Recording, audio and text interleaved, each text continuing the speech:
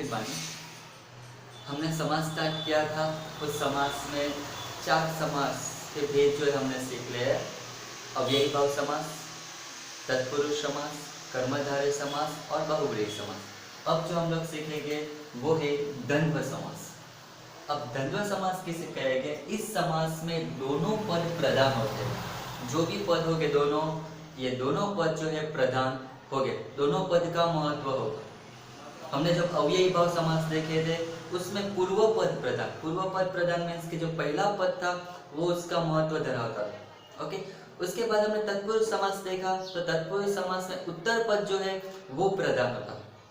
फिर हमने बहुव्रीहि समास देखा, तो बहुव्रीहि समास में अन्य पद प्रधान, दोनों पदों का कोई महत्व नहीं, तीसरा पद का प्रधान।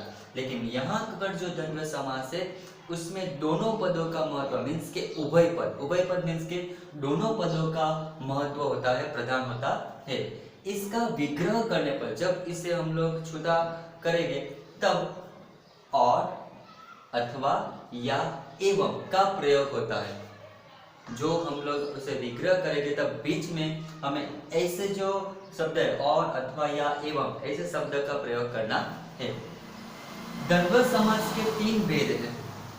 द्वंद्व समास के 3 भेद: इतरेतर द्वंद्व समास, समाहार द्वंद्व समास और वैकल्पिक द्वंद्व समास।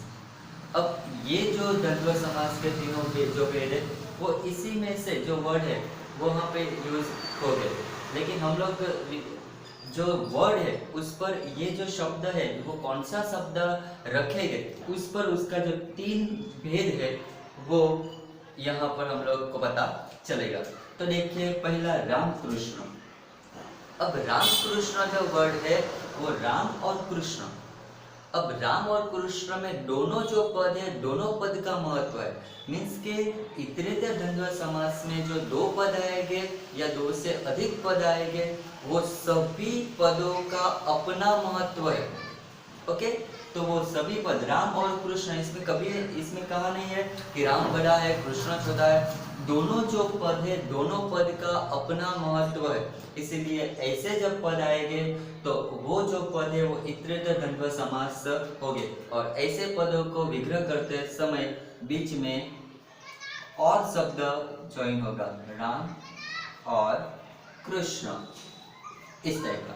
तो जब इतरेतर द्वंद्व समास हो गया उसका शब्द है और। ओके, चलो ऋषि मुनि। अब ऋषि मुनि जो वर्ड है वो ऋषि मुनि में भी ये शब्द आएगा, ऋषि और मुनि, ये भी इतरेतर द्वंद्व समास है। माँ बाप, तो माँ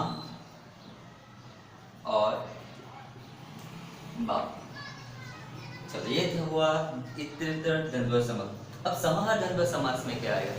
तो समाहार द्वंद्व समास में जो 2 पद है वो 2 पद का अपना महत्व तो होगा ही, लेकिन ये किसी तीसरे पद का भी महत्व सोचा था, वो उसके साथ ज्वाइन होता है। जैसे कि दाल और रोटी, लेकिन दाल और जो रोटी है वो हम लोग अनाज जो खाने की चीजें इसके साथ ज्वाइन करेंगे।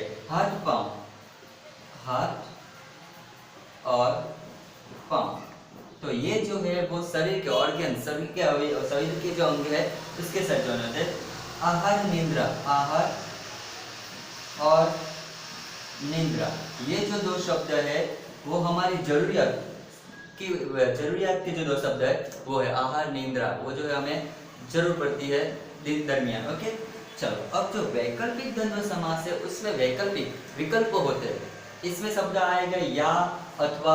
ओके, तो यहाँ देखिए, पाप या पुण्य, इसी तरह भला या बुरा, इसी तरह थोड़ा या बहुत।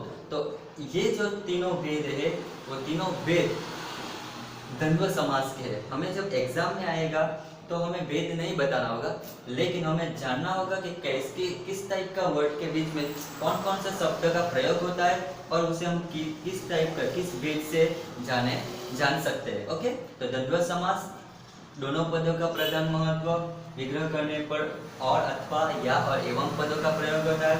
द्वंद्व समास के 3 भेद है, इतरेतर, समाहार और वैकल्पिक। इतरेतर और समाहार के बीच में और शब्द का प्रयोग होगा और वैकल्पिक के बीच में या शब्द का। ओके, चलो ये हमें लिखना है।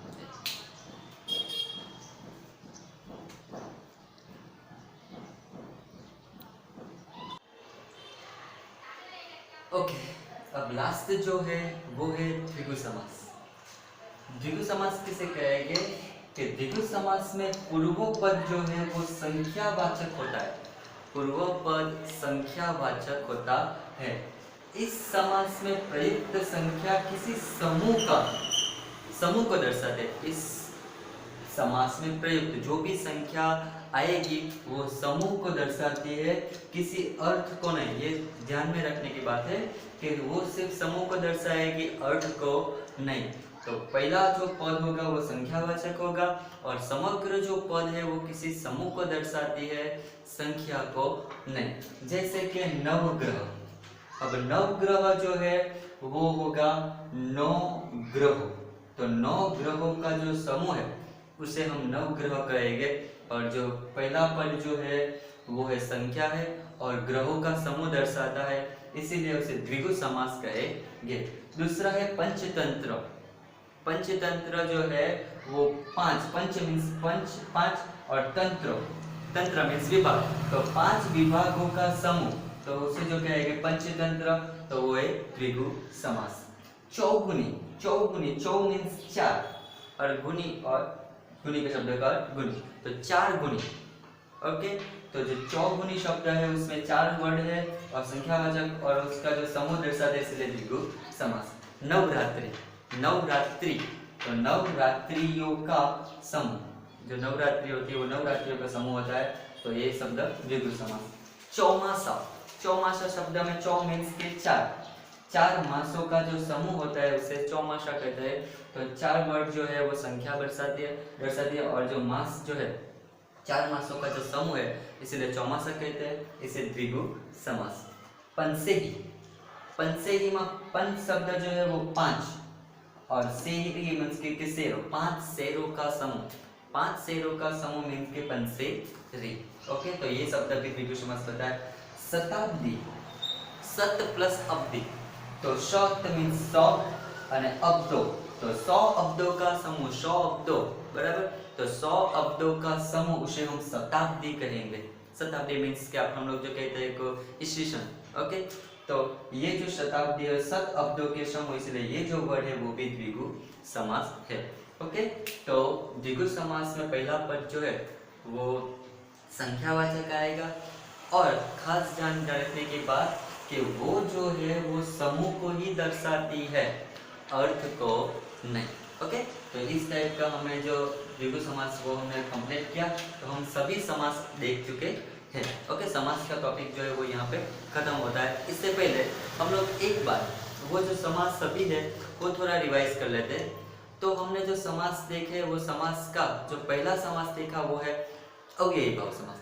अब अव्ययी भाव समास किसे कहेंगे कि जिसका पहला पद जो था वो प्रधान था और जो सभी पूर्व पद में अव्यय आएगा। अव्यय मीन्स के कौन कौन से, तो जैसे कि यथा, प्रति, सम, ऐसे जो शब्द, अथवा दो शब्द साथ में आएंगे, दो सेम शब्द मीन्स के दिन, तो दिन प्रतिदिन हम लोग कहेंगे हर रोज बराबर, तो ऐसे जब वर्ड आएंगे तो वो हो गए अव्ययी भाव समास। उसके बाद हमने देखा तत्पुरुष समास। तत्पुरुष समास किसे कहेंगे, तो तत्पुरुष समास में जो उत्तर पद है वो उत्तर पद महत्व दर्शाता है, पिछला पद। ओके, और तत्पुरुष समास उसकी विभक्ति हो कारक विभक्ति 8 है, लेकिन विग्रह करने की वजह से 2 विभक्ति पहली और 8वीं मीन्स की कर्ता विभक्ति और समूह विभक्ति, संबोधन विभक्ति निकालकर जो दूसरी विभक्ति से सप्तमी विभक्ति तक का कारक विभक्ति तत्पुरुष समास होता है। कर्म कारक, करण कारक, संप्रदान, अधिकरण, अपादान और जो है वो संबोधन। तो ऐसे 6 विभक्ति कारक और जो शब्द होते हैं वो जो विग्रह करते वक्त जो हम लोग शब्द रखते हैं वो से, को, की, कु, में, ऊपर, के लिए, तो ऐसे शब्द जो दो पदों के बीच में रखने आते हैं तो वो तत्पुरुष समास बनेंगे। ओके, उसके बाद हमने देखा कर्मधारय समास। अब कर्मधारय समास किसे कहेंगे, तो कर्मधारय समास जो है वो कर्मधारय समास में विशेष्य विशेषण का भाव आता है। विशेष्य विशेषण का भाव उत्तर पद या पूर्व पद, पहला पद या दूसरा पद जो है वो विशेष्य विशेषण का भाव होगा। जैसे कि नील कमल, तो नील जो है वो कमल का विशेषण है, तो ऐसे जब शब्द आएगा महाराजा, तो ऐसे शब्द आएंगे तो वो कर्मधारय समास बनेंगे। दूसरी बात हमने कहा थी कर्मधारय समास में कि जब कंपेयर होगा दो शब्दों में, ओके, उपमेय उपमान का पद होगा, मीन्स के चंद्रमुख, तो चंद्र जैसा मुख, चंद्र के साथ मुख की कंपैरिजन हुई है, तो ऐसे शब्द जब आएगा तब भी कर्मधारय समास हो गए। ओके, चलो नेक्स्ट जब हमने देखा वो है बहुव्रीहि समास। अब बहुव्रीहि समास किसे कहेंगे, तो बहुव्रीहि समास में हमने कहा था कि जो दो पद आएंगे वो दो पद में जो वो अपना महत्व न दर्शाते हुए वो दो पद जो है वो तीसरे अन्य पद का महत्व दर्शाएंगे, तो वो जो है वो बहुव्रीहि समास बनेंगे।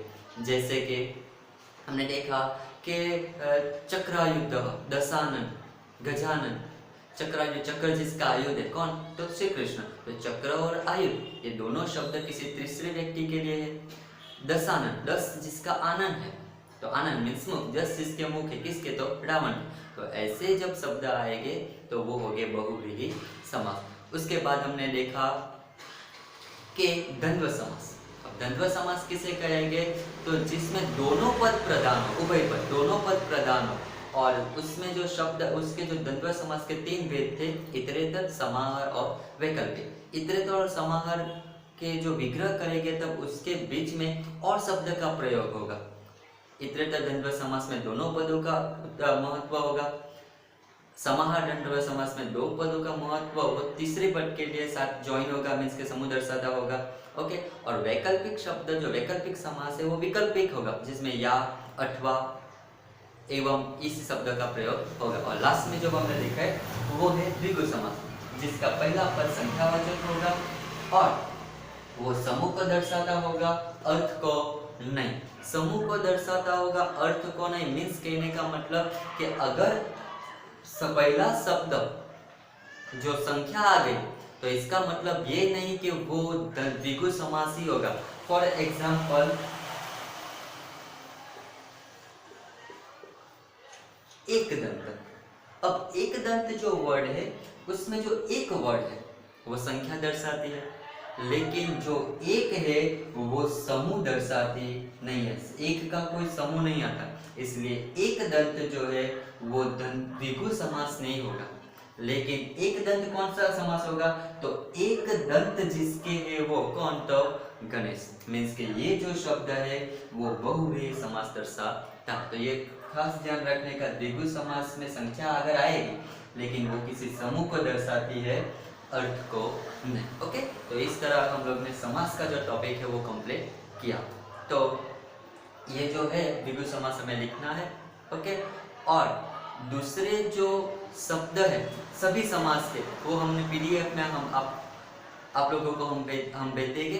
तो वो जो समास के पद है उसमें जो वर्ड है वो वर्ड को समझना है, और उस पद वो वर्ड को कौन सा समास होगा वो आप लोगों को लिखना है। ओके।